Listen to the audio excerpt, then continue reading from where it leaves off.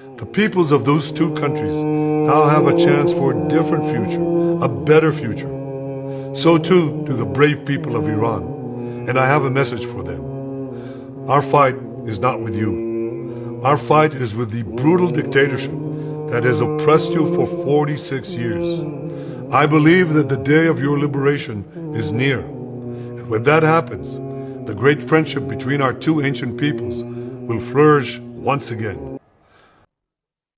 دوستو جب بھی امریکہ، اسرائیل اور ان کے اتحادی کسی ملک پر جمہوریت، آزادی یا خواتین کے حقوق کے نام پر حملہ کرتے ہیں تو ایک انجام سامنے آتا ہے، وہ ہوتا ہے تباہی، غلامی اور لاقانونیت۔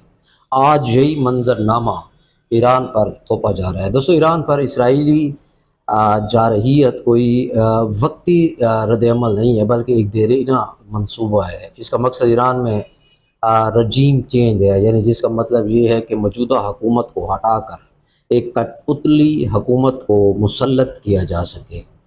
اور وہ چہرہ کون ہو سکتا ہے؟ رضا شاہ پہلوی کا بیٹا۔ جی ہاں، وہی شخص جو رضا شاہ کا بیٹا ہے، وہی رضا شاہ جس نے CIA کے ساتھ مل کر 1953 میں ایران کی منتخب حکومت کا تختہ الٹا تھا۔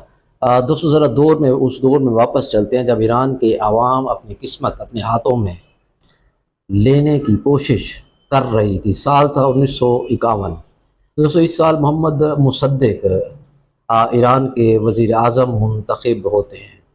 عوام کی طاقت سے، سوشلسٹوں کی حمایت سے انہوں نے سب سے پہلے برطانوی تیل کمپنیوں کو قومی تحویل میں لیا، اور دوستو یوں ایران کا تیل ایران کی عوام کا بن گیا۔ لیکن یہ آزادی سامراج کو منظور نہیں تھی۔ اس کے چند سال بعد کیا ہوتا ہے، انہیں چند سالوں بعد CIA اور رضا شاہ کی سازش کے تحت فوجی بغاوت کی جاتی ہے۔ مصدق حکومت کو دوستو ختم کر دیا جاتا ہے، پارلیمنٹ توڑ دی جاتی ہے، اور یوں شاہ ایران کا مطلق العنان حکمران بن جاتا ہے۔ اس کے بعد سواک بنائی جاتی ہے، جو ایک خفیہ دوستو ایجنسی تھی، ایک ایسی خفیہ ایجنسی جس نے سوشلسٹوں، دانشوروں اور اپوزیشن کو اغوا اور ٹارچر اور قتل کیا۔ ہزاروں لوگ خاموشی سے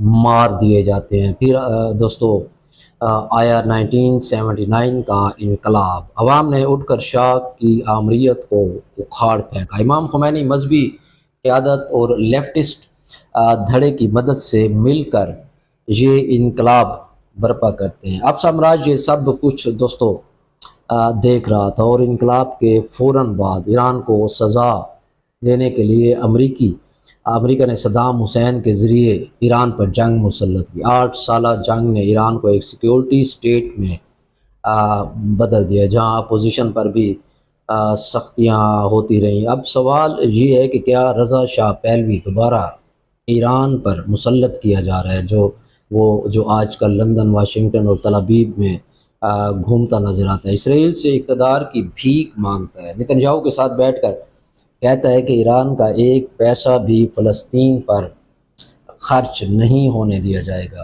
اور نتنیاہو ایران پر بمباری کر دیتا ہے۔ ایران کے خلاف اب بھی وہی دوستو پرانا بیانیہ استعمال ہو رہا ہے۔ کبھی کہا جاتا ہے کہ عورتیں نکر نہیں پہن سکتی، آزادی اظہار رائے کی پابندی ہے، وغیرہ وغیرہ۔ مگر عجیب بات دوستو یہ ہے کہ شاہ کے دور میں خواندگی کی شرح 40% تھی اور آج 90% ہے، جبکہ امریکی پابندیاں بھی اس پر برقرار ہیں۔ دوستو یہ کہنا کہ نتنیاہو کی میزائل ایرانی عورتوں کو آزاد کر دیں گے، ایسے ہی ہے جیسے کہا جائے کہ عراق، لیبیا یا افغانستان یا شام میں بمباری نے عوام کو آزادی دی۔ حقیقت یہ ہے کہ ہر بم کے پیچھے ایک سامراجی دوستو مقصد ہوتا ہے۔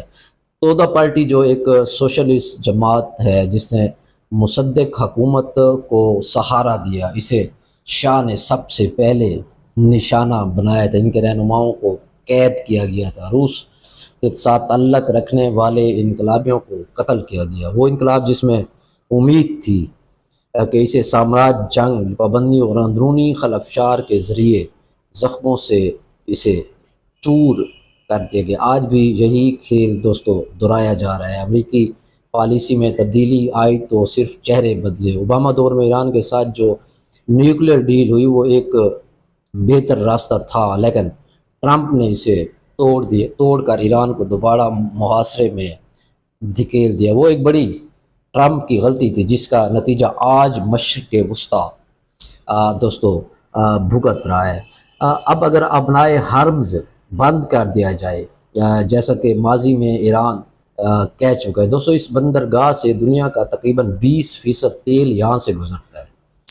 جس امریکہ میں تیل کی قیمتیں کئی گنا بڑھ سکتی ہیں اور یورپ کی فیکٹریاں بھی اس سے بند ہو سکتی ہیں، تو صرف ایران نہیں پوری دنیا کی معیشت دوستو لرز جائے گی۔ اسرائیل اور امریکہ کو معلوم ہے کہ ایران کی مزاحمت ان کے لیے صرف ایک فوجی مسئلہ نہیں، معاشی اور سیاسی چیلنج بھی ہے۔ اگر یہ جنگ جاری رہی اور ایران کو تباہ کیا گیا تو وہ آخری ریاست جو اسرائیل توسیع پسندی کے راستے میں کھڑی تھی وہ بھی دوستو ختم ہو جائے گی۔ یہی وجہ ہے کہ فلسطینی مزاحمتی تنظیم، خاص طور پر popular front for the liberation of فلسطین، ایران کی حمایت کر رہی ہے۔ وہ جانتی ہے کہ اگر ایران ختم ہوا تو فلسطین کی امید بھی دفن ہو جائے گی۔ یہ وقت تاریخ کے اس موڑ پر کھڑا ہے جہاں سچ بولنا،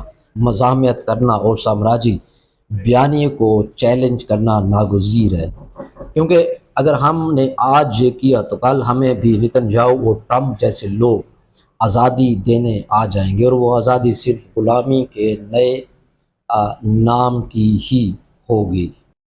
دوستو ایران کی حکومت پر تنقید کرنا ہر فرد کا حق ہے، لیکن وہ لبرل جو آج کل سوشل میڈیا پر ٹویٹر کے کلوں سے چیخ رہے ہیں کہ ایران میں رجیم چینج ہونا چاہیے، وہ دراصل ایک ایسی غلامی کی راہ ہموار کریں جس کا نتیجہ عراق، لیبیا، افغانستان، شام اور یمن کی شکل میں سب کے سامنے آئے گا۔ آپ کو شاید وہ ویڈیوز یاد ہوں گی شاہ ایران کے دور کی، جب دوستو تہران میں اشراف زادیاں کتے گود میں لے کر نیکر پہنے ہوئے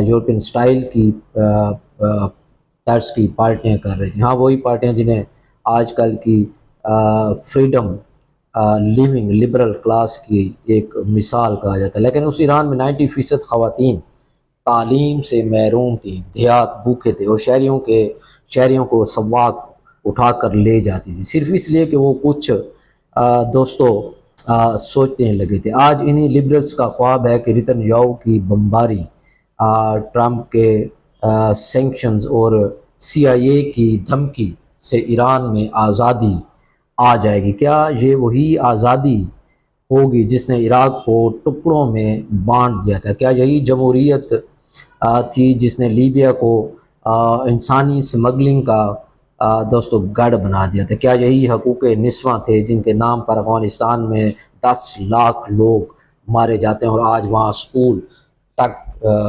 بند ہیں؟ اور دوستو شرم کی بات یہ ہے کہ یہی لبرل جب فلسطین پر بمباری ہوتی ہے تو غیر جانبداری کا پرچم اٹھا لیتے ہیں، لیکن ایران کا ذکر آتے ہی وہ نتن یاہو اور رضا پہلوی کے نعرے لگانے لگتے ہیں۔ کیا آزادی جنگ صرف اس وقت جائز ہوتی ہے جب وہ تل ابیب یا واشنگٹن سے دوستو منظور شدہ ہوں؟ ایران کی حکومت سے اختلافات ضرور رکھیں، لیکن اگر آپ کی تنقید اس طرف جا رہی ہے کہ اسرائیلی میزائلوں کے ذریعے کوئی فریڈم آ سکتی ہے تو آپ صرف نادان نہیں مجرمانہ غفلت کے مرتکب ہیں، کیونکہ ہر قوم جو وہ کرتا ہے اس پر ایک نسل کو وہ ختم کر رہا ہوتا ہے۔ ہم نے دوستو دیکھا ہے کہ ہر بار افغانستان، عراق، شام، لیبیا جہاں بھی امریکی جمہوریت کا تحفہ ملا وہاں صرف تباہی اور لاشیں رہ گئیں، اور اب یہی بیان ایران کے لیے بھی تیار کیا جا رہا ہے، اور بدقسمتی سے ہمارے درمیان ایسے لبرل موجود ہیں جو اسے جمہوریت کا راستہ کہہ رہے ہیں۔ دوستو سوچنا آپ کا کام ہے۔ ایران پر جنگ، بمباری اور پابندیاں آزادی کا نہیں بلکہ سامراجی غلامی کا دروازہ کھولتی ہیں، اور جو لوگ یہ دروازہ کھولنے میں مدد دے رہے ہیں وہ تاریخ کے مجرم ہوں گے۔ تو یہ دوستو ایک چھوٹی سی کوشش تھی تاکہ تاریخ کے آئینے میں آپ کو آگاہ کیا جائے۔ چینل کو ضرور سبسکرائب کیجیے گا۔ آپ کا بہت شکریہ۔